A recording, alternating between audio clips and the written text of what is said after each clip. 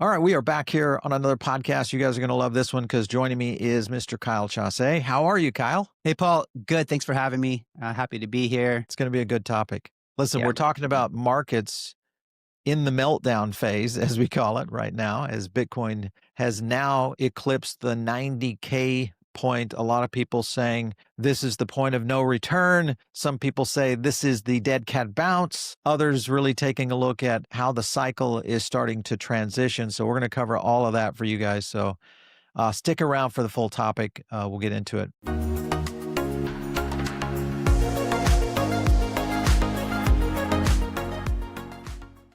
Kyle, let's go over to a couple of points I want to kind of lead off with. When you look at, because there's two camps that seem to be starting to migrate. You have the camp of the 4-year cycle. This market is done. Yep. Bitcoin has already reached its top.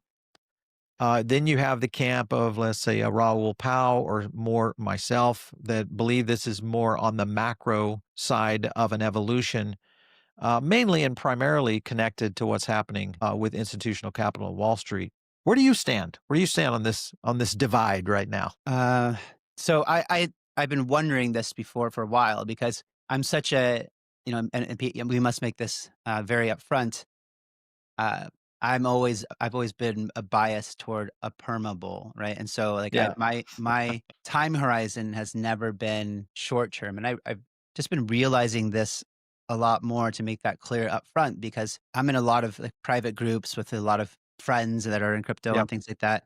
That all have multi-season. And oh, is that sorry? I didn't follow up. So yeah, they're really every day they're looking at charts. I mean, every 4-minute candle they're looking at charts, Right. and then sometimes they just give broader context, like this is it, we've topped, we're going down, it's over, back it up, boys, we're going home. Then later in the discussion, I find out that they mean that like at least for the next like 30 to 60 days or something, it's like not Yeah. looking good. And then it turns out that maybe they do think that 2026 is going to be bullish or something like that. But Right. for me, I've had this discussion a lot within the past year and trying to listen to both sides, and I think, look at someone like Benjamin Cowan, who I respect a lot. I think that, obviously he's grown to a huge account and persona because he's probably one of the best kind of traders out there with the most logic. And, but, I think that right now the thing about him that everyone's talking about, and I've seen it in many like news pieces as well, is this 50-week moving average Right. idea.